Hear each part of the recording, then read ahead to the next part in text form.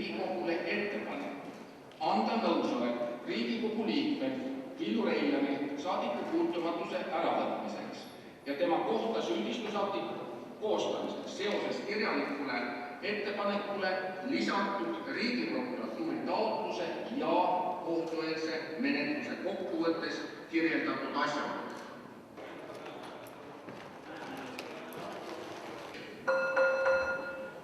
Panen hääletusele õiguskantsleri ettepaneku. Kes on õiguskantsleri ettepaneku poolt? Palun võtta seisukoht ja hääletada.